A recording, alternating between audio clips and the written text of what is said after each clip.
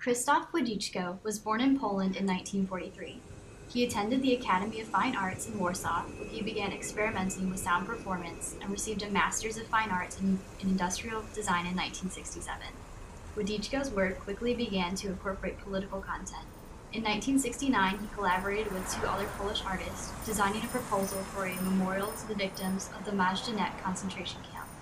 To this day, WODIZKO's work has remained political, focusing on topics such as the disenfranchisement of immigrant populations, the neglect of the homeless, and veterans and the psychological damage inflicted by war. His work is frequently classified into three categories: instruments, vehicles, and projections. WODIZKO's interactive 1992 piece, Alien Staff, allowed for strangers to interact with members of the immigrant or alien community. Giving a voice to the voiceless, the communication that took place through monitors mounted on top of a shepherd's rod allowed for urban residents to explore the challenges immigrants faced in their community. Evolving from his Alien Staff, WODIZKO's The Mouthpiece replaced a stranger's mouth with a screen that played the image of an immigrant's mouth, broadcasting a pre-recorded speech in the immigrant's own voice.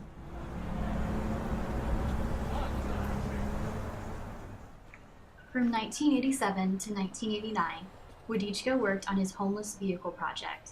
Homeless citizens were given capsule-like carts that would function primarily as mobile sleeping quarters. The visibility of the vehicles called to attention the problems faced by the homeless, and casted the homeless as actors of sorts in a performance art piece that would allow their voices to be heard. In 1991, WODIZKO created Police Car, which, as he described, was an attempt to provide a network of media equipment to the marginalized strata of the urban population. Police Car was a vehicle that could provide aid for all sorts of everyday needs, including first aid, video and radio communication equipment. In 1984, as a political statement regarding the influence of corporate power upon the United States government, 3 days before the presidential election, WODIZKO projected Ronald Reagan's hands onto the AT&T Long Wires building in New York City's financial district. WODIZKO's work is often politically charged and full of bold statements, as seen in the well-known 1985 piece Nelson's Column in Trafalgar Square, London. At the time, the South African government was petitioning the British government for financial support, and in this piece, WODIZKO projects a swastika on the face of the South Africa House. WODIZKO had an interest in addressing the voices of the marginalized in the Tijuana projection in 2000. Women working in the maquiladora industry of Mexico wore media technology designed to project their faces onto El Centro Cultural as they told their emotional stories of abuse and workplace discrimination in real time. In his 2009 piece Out of Here, The Veterans Project, WODIZKO had this to say: "Only those who went through this experience of war can understand what really happens in this situation.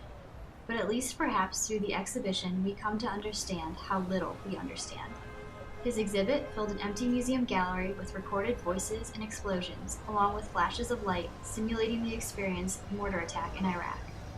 In the Abraham Lincoln War Veteran projection, WODIZKO spoke with 14 war veterans and their family members to explore the traumatic consequences of war, including difficult transition to civilian life, loss, and guilt. Their narrative was projected on the statue of Abraham Lincoln in Union Square Park. WODIZKO found art as essential in confronting conflict. This can be seen especially in the 2008 Veteran Vehicle Project. It illustrates the complexity of social reintegration for returning soldiers through the projections of their realities and recordings of their testimonies. Here is a video recording from this projection. I dropped out of school and eventually got a divorce. Then spent the next 15 years struggling with cold depression and tremendous pain in my body while denying that I'm an armed services veteran.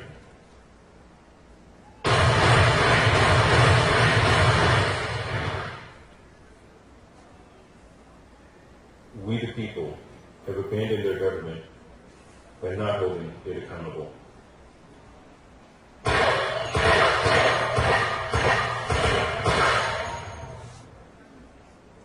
I'm a veteran.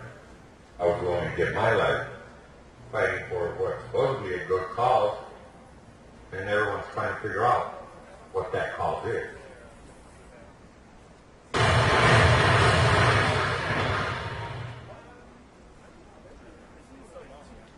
There's a lot of homeless veterans out there. You know, stressing. I mean, traumatized. I mean, they're pissed off at this country.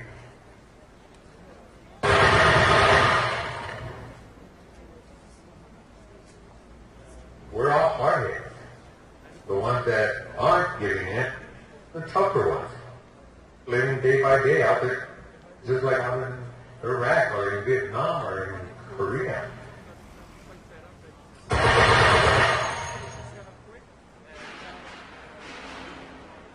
The first step to me in solving the problems of veterans is not making so damn many of them.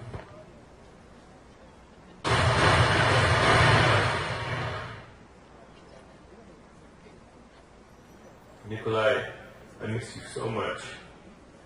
I hope you know that I'm not mad at you, and that